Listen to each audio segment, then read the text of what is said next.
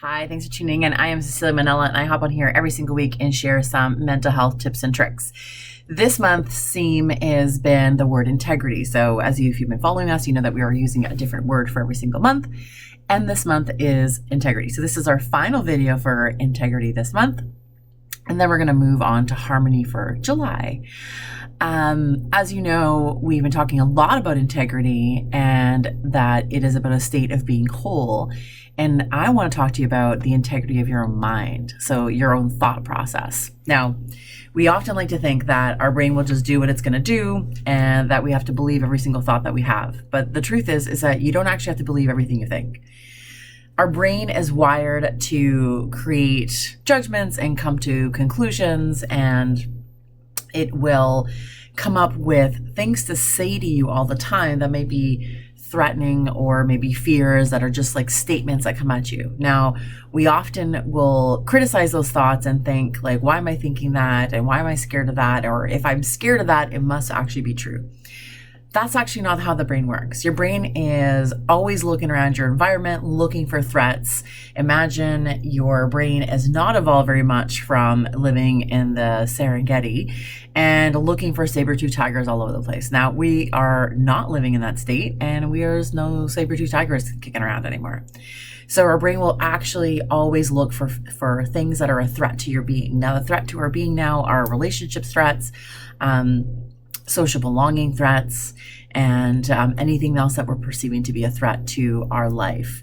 Now, what happens with that is that it will create a story. Now, your brain is magical. We are a little bit separate from our brain in some ways. It will create a magical story, a fear story of what could go wrong and how it's going to go wrong.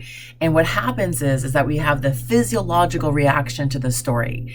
So we don't have the ability to tell the difference between our thought process and reality, in the sense that if we think something, really spend a lot of time thinking about something, we'll physically have the reaction to that thing. So if you think about your most favorite birthday you've ever had in your entire life, and you think about all the things that make you happy and filled with joy and all the things that come with that, you will physiologically feel that in your body.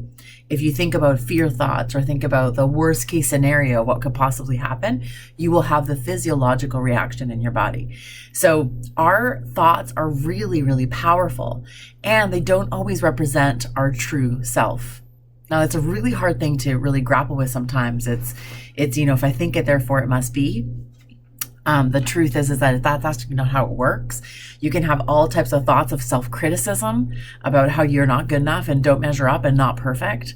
And they're not grounded necessarily in reality. They're grounded in this idea of like fear of not belonging.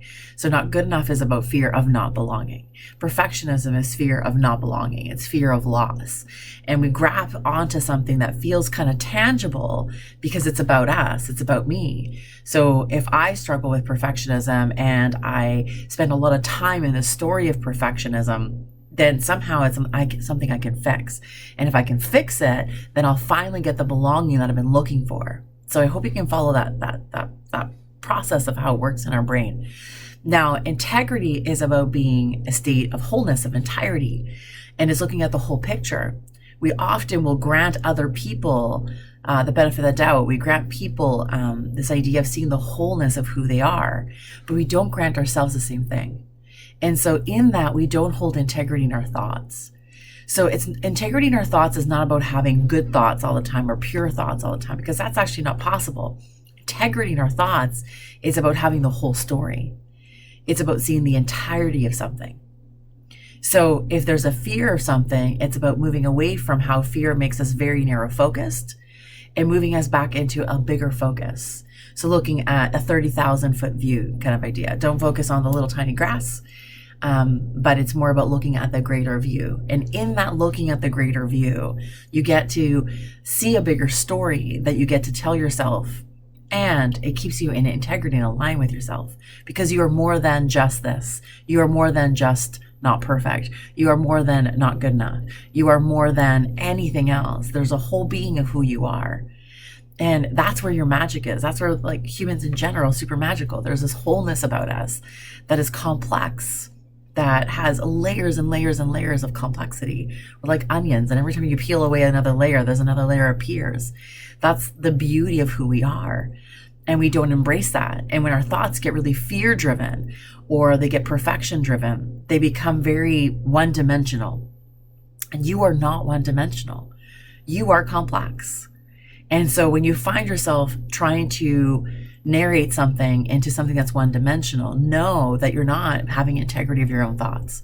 And that the best way to do that is to step back a little bit and get a really big view, a more holistic view of your entire life, of all the facts, of all the things that come into play. And in that process, you will find a richer, deeper narrative about yourself that takes you out of fear, takes you out of the sphere of not belonging or any of the fears that are attached to you.